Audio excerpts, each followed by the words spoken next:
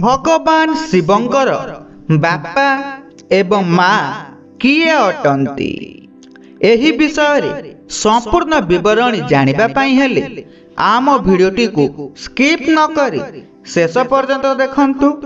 जदि आपण आम चैनल रे नुआ अछंती आम चैनल को सब्सक्राइब करी ऑल नोटिफिकेशन ऊपर क्लिक करंतु एवं कमेंट रे हर हर महादेव अवश्य लिखंतु।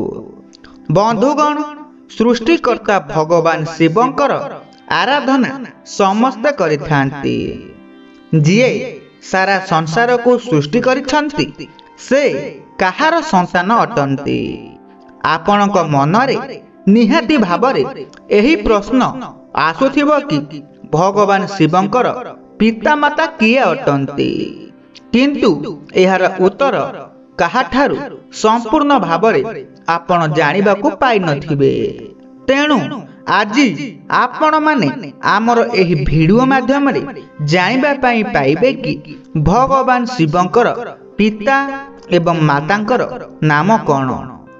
पौराणिक काल रे भगवान शिवंक माता पितांक नाम जानिबा पाई मुनि ऋषि माने जिज्ञासा प्रकाश करथिले एवं दिने मुनि ऋषि माने भगवान शिवंकु प्रश्न करथिले कि आपणकर जन्मदाता किए अटंती। एहार उत्तर देबाकू जाई भगवान शिव कहिथिले कि मते एही संसार को तैयारी करिथिबा भगवान ब्रह्मा हेउछंती मोर जन्मदाता। एही उत्तर रे मुनि ऋषि मानकर जानिबार जिज्ञासा शांत होई नथिला। तेणु से माने पुणी प्रश्न करिबाकू लागिले, जदि आपणकर बापा ब्रह्मा अटंती तेबे आपणकर जेजे बापा किए अटंती।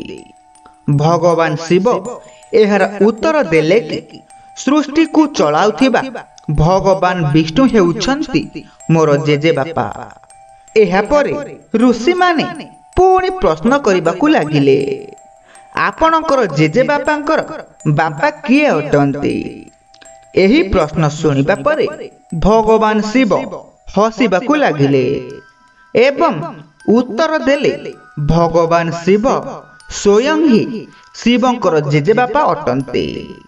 कुहा जाए नारद निज पिता ब्रह्मा को प्रश्न करथिले कि सृष्टि को किए तैयारी करिछंती, भगवान विष्णु ना ब्रह्मा ना शिव एवं एही तीन देवतांकर जन्मदाता किए अटंती। एहार उत्तर रे ब्रह्मा कहिले कि ताको माता हेउछंती माँ दुर्गा एवं ताको पिता हेउछंती काल। कारण प्रकृति स्वरूप देवी माँ दुर्गा एवं काल सदा शिवस्वरंक ब्रह्मजोगरु ब्रह्मा विष्णु और महेश्वरंकर उत्पत्ति होइछि। तेणु भगवान शिवंक माता हेउछंती माँ दुर्गा एवं तांकर पिता हेउछंती काल। एही संसारर सृष्टिकर्ता शिव ही एही संसारर विनाशकर्ता साजिबे। तेणु भगवानक लीला को सामान्य मनीष बुझिबा संभव होई न थाए।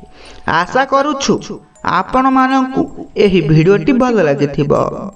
जदि आपण मानकु एही भिडियोटी भल लागिथाय भिडियो को लाइक शेयर कमेंट करंतु एवं जदि आपण आम चैनल रे नुआ अछंती आम चैनल को सब्सक्राइब करी ऑल नोटिफिकेशन ऊपर क्लिक करंतु।